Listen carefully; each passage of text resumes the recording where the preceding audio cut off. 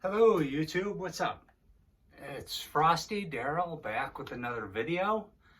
Been a little while. I'm slacking a little, but we had one of our community members start up their own channel, Dave, Metal Overkill, so it kind of kicked me in the butt to get back in front of the camera and put something out for you.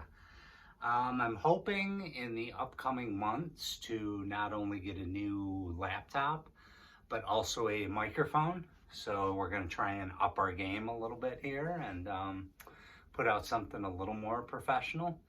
But that's in the future. For now, you got the same old me with the same old camera and the same old abrasive voice. So what I thought I'd do for this one, I didn't really have a topic on hand, but I told some of the guys in the Discord that I was going to do a collection update. It's a collection update of sorts because it's really more of a what's spinning, because I pulled some stuff out of the collection that I've been listening to again that's kind of mixed in with the new arrivals. So what's spinning with Frosty? I guess that's what we're going with for this one. So greetings to everyone. It's nice to be back. If people are watching this and they haven't checked out Metal Overkill's new station, please do. I want to say the actual channel is Heavy Metal Overkill though. Hope I'm not messing that up, Dave. I think that's right. But anyway, go check them out. Let's jump into this. So what's been spinning? I got, 8 CDs, 3 records, 3 cassettes. So let's just jump in with a cassette off the top. So first thing been spinning, found this at the local record store. We've got some live Cannibal Corpse. So what's this one called? Something Live and Eviscerated? Torturing and Eviscerating Live.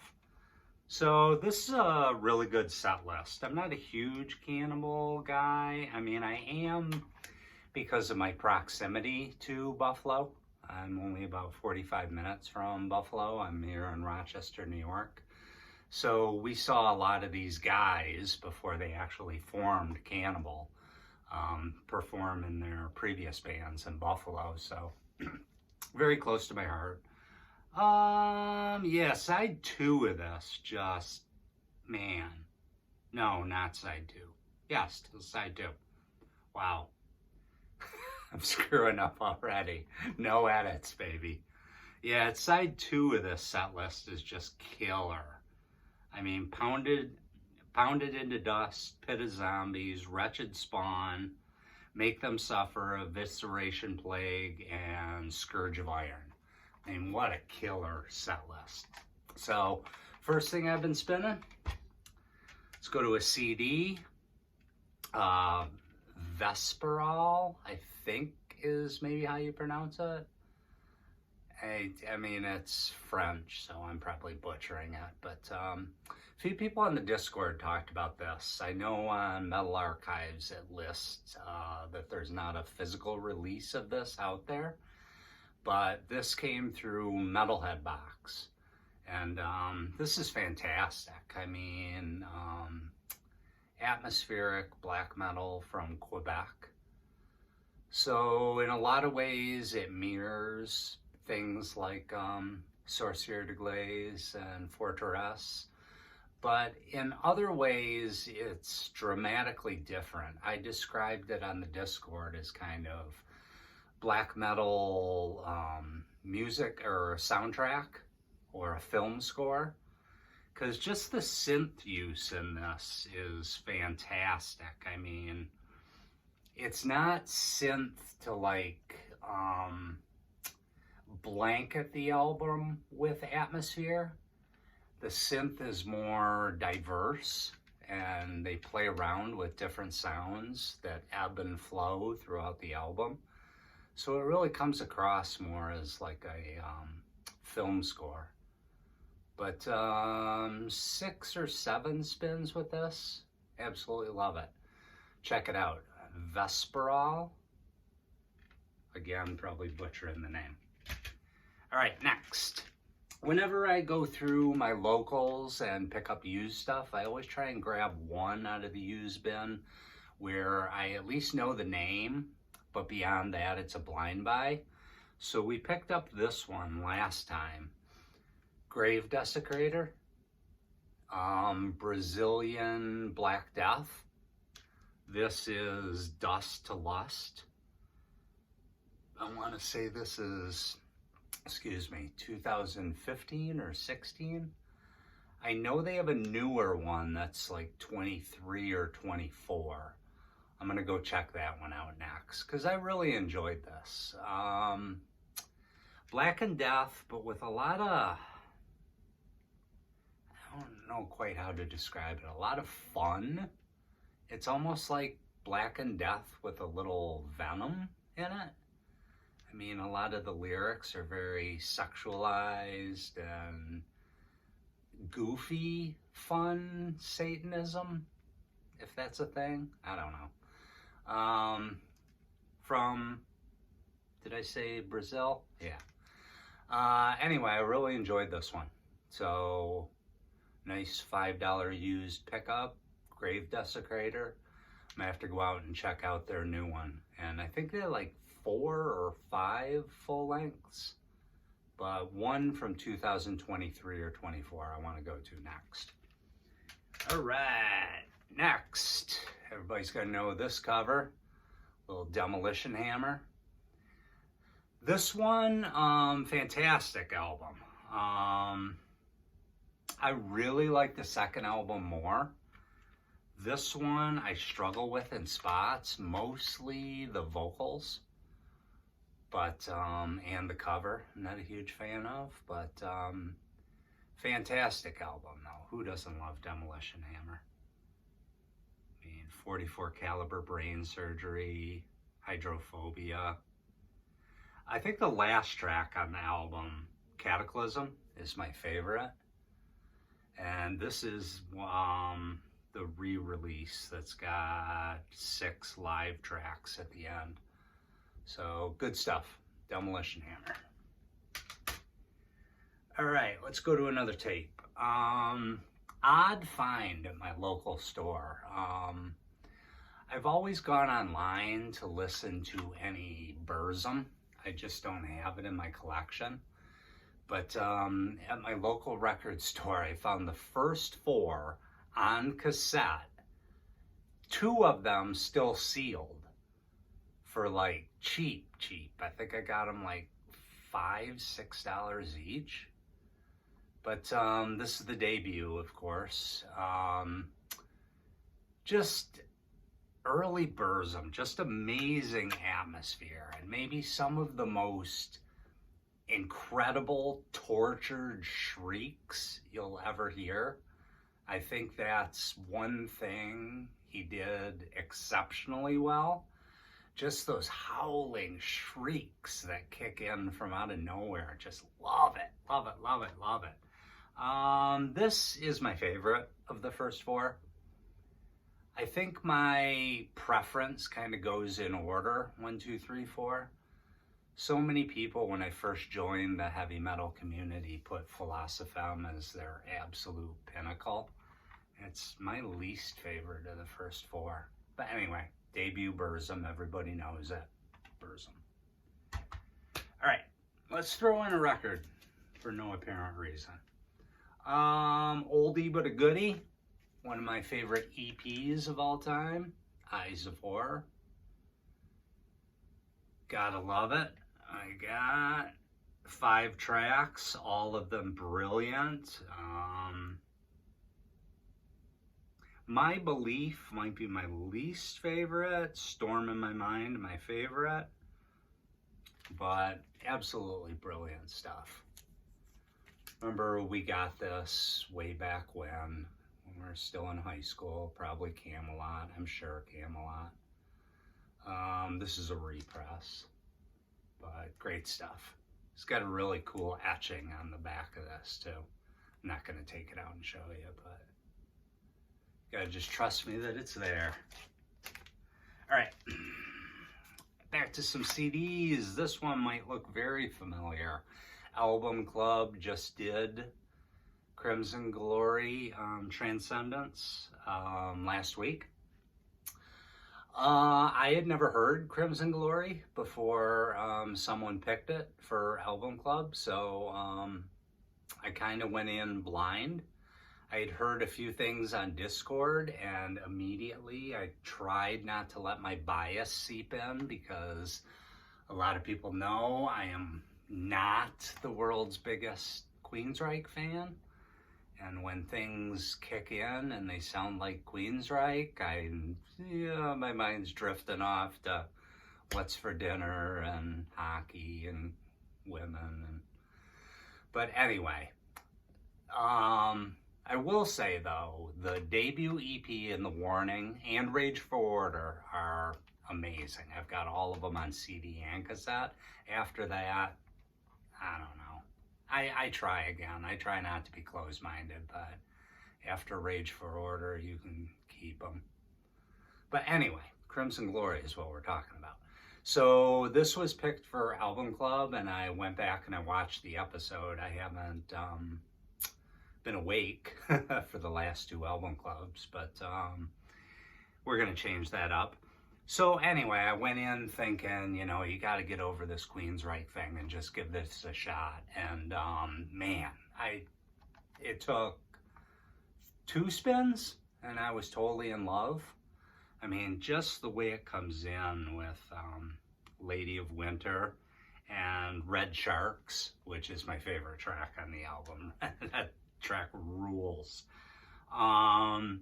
2 that I think are the low point, I think I heard Logan on Album Club mention Burning Bridges was just one that didn't seem to match the rest of the album. I'm with you, brother. I thought the exact same thing. That is by far my least favorite track. And Painted Skies was my second least favorite. I know I heard Marty say that was his favorite, but that one had the strongest Queensryche feel. Painted Skies. So, you know, I'm going to keep spinning it, and love the way it ends. Eternal World and Transcendence. Even though Transcendence kind of mellows out into a more emotive ending rather than a kick-ass ending, I think it's great closer. But yeah, so many great tracks, but Red Sharks is by far my favorite. So this one's gonna stay in the now spinning cube while I put the rest away. In fact, it's still in the CD player because this has been just incredible. Love it. Thank you for that pick, Marty. Probably never would have gone to Crimson Glory without Album Club. Speaking of heavy metallurgy, next pick, Jade, the new Jade. Something of a flowery kind. What is it? Mysteries of a Flowery Kind. Flowery Dream. Sorry. Mysteries of a Flowery Dream. I don't know why I always say flowery time. But anyway, so Simon did the review for this one, and it really intrigued me the way he described it. And went out and picked this up and love it. One thing I struggle with in metal is any type of like howling chant. Like if something's subtle in the background and the chant is for atmosphere to make something seem evil or disturbing, that's fine. But when it's part of the actual vocals and it's delivered through a howling chanting style, I'm close to actually trying it to show you what I mean, but you know if you've heard this album. I think it's just overused. I mean, it fits, it adds to the album. I don't knock them for it. It's just every time it came in, I was like, oh, enough already, boys. But this one, the second half of the album, just when you get to 9th episode, Darkness in Movement and A Flowery Dream, the closing 3 tracks, whoo, love it. Love it. Gonna be spinning this one a lot. And speaking of Jade, because I love that album so much, I went back and I bought the first one. So is this Pacification of Death, I think? Yeah, Pacification of Death. If memory serves, this might have been the first review that Metallurgy ever did. Also Simon. But I didn't jump on it at the time. Now that I fell in love with the new one and went back and bought this one is my favorite. Still a lot of that howly chant vocal that they do to kind of supplement the death metal growls still bothers me, but this one's much better in my opinion. This one I love beginning to end. All right, next, this was another Metalhead box, and I've never heard anyone mention this band, but of Hatred Spawn. It's one of those weird albums where there's nothing on the spine, absolutely nothing, so you just have to fight with their logo. I think it's Of Hatred Spawn. But independent release from Oshawa, Ontario, death metal. These guys are just all over the place. I really enjoy this album, but it's like at times it's got a lot of, I mean, almost deathcore to my ears, especially in the vocals at the beginning of the album. That first track, Global Dehumanization. Global Dehumanization. Towards the middle of the album, Severed Limb Convulsion, Nocturnal Swarm. They take on more of a cannibal sound. And then there's even a little of like bolt thrower riffing in here. So it's kind of like a band that's just putting out their first material and we're going to throw everything into the pot to show you what we've got. Hey, I'm a poet. But I really liked it. These guys are talented. Cool artwork too. I mean, you're not going to be able to really pick it up on my camera. It's kind of like a Conan the Barbarian scene, it looks like. And it's even got the Wheel of Torture on the back. Or not torture, but you know, in Conan the Barbarian, where he got big and they were forcing him to push the wheel around. That's the image on the back. It's kind of cool. All right, next. This one was funny. So it's Napalm Death. And this one is the one of my least favorites, Inside the Torn Apart. After the ranking was done on Napalm, I realized I still had 4 Napalms I didn't have in the collection. 2 of them I found used. Smear Campaign is on its way. It should be here this week. And then Apex Predator will be the only one that I need to complete the collection once Smear Campaign gets here. But Inside the Torn Apart. So I found this one used. The jewel case was all busted up. So the first thing I did was grab a new jewel case and was going to put it in. And funny side story here, this was behind the CD tray. So it's a flyer for if you're a metalhead of my age in the Rochester area, the Penny Arcade is just the go-to spot for metal in the 80s and 90s. In fact, anyone who's had a connection with Rochester, I bet Scott Waters and probably even Pat at Ground Zero Salem know the Penny Arcade. Anyway, this is a little flyer for a show, and it was just kind of stuffed behind the CD tray. And when I flipped it over, I don't know if you're going to be able to pick up on this, but flipped it over, Mitch Harris and Shane Embry. Oh, it's upside down. There you go. Mitch Harris, and what I assume is Shane Embry. It looks like an S and an E, but pretty cool. I think it's real. Pretty well. Anyway, so that was stuffed in the CD. The album itself, not one of my favorites. It's basically, to my ears, it's Napalm doing Fear Factory. I'd rather listen to the first two Fear Factory. But I do love Napalm. Like I've said on my channel before, Barney is my all-time favorite death metal vocalist. So anything Barney rules, but it's basically Fear Factory. All right, one more cassette and two more records. Quick with the records. Found this used, Artillery, When Death Comes. I don't know if this is, I don't know if this is like a boot or something weird, because it doesn't really have a major label or distributor or anything on it. It didn't have an insert. It doesn't really have anything other than a crappy pixelated cover and the record.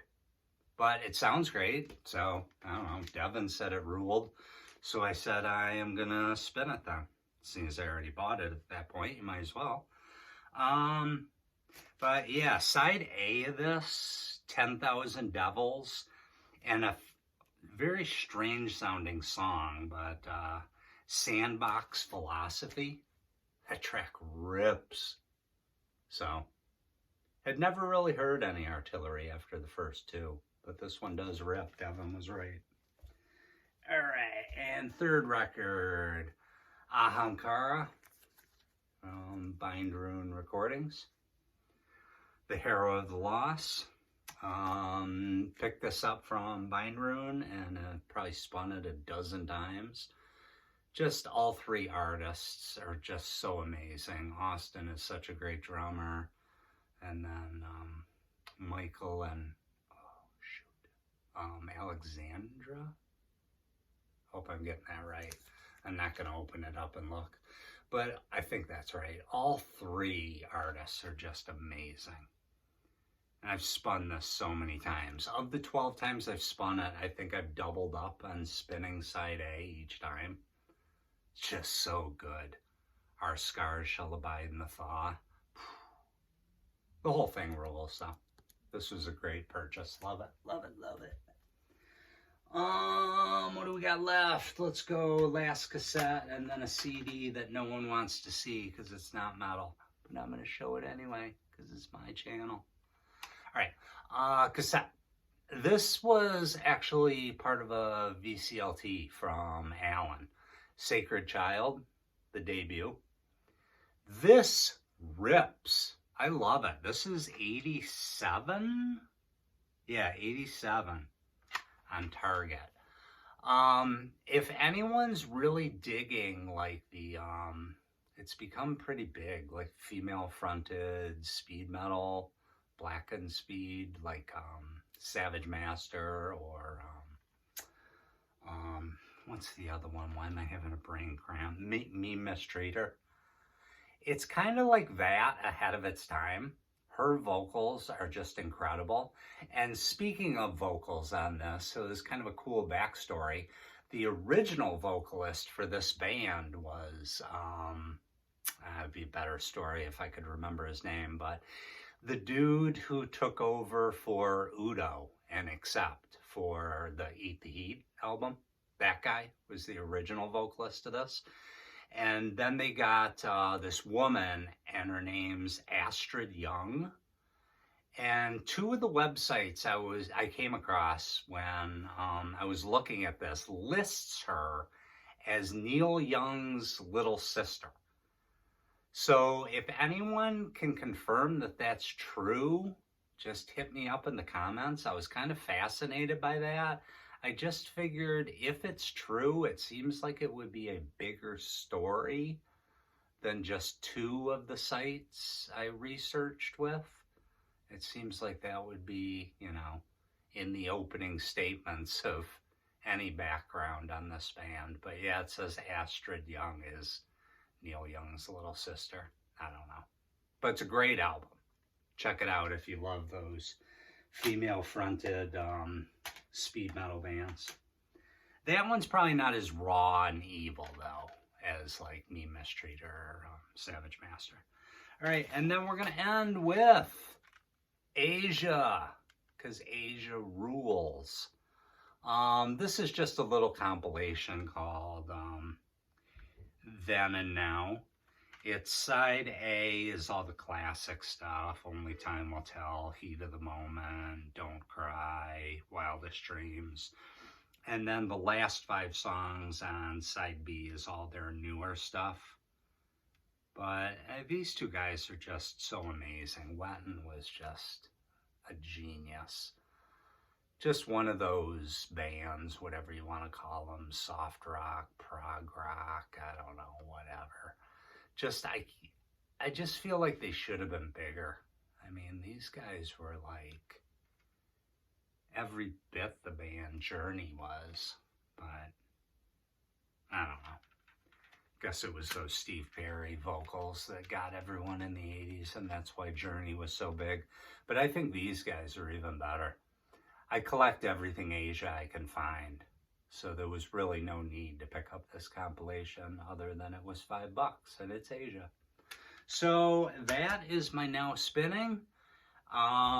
Thanks for joining me. I will be back again soon and won't leave you guys hanging as long. Hopefully we get some new tech in the future and you won't have to listen to such an abrasive voice. And that's it. All right, so everyone take care. I'll see you in the metallurgy circles. See ya.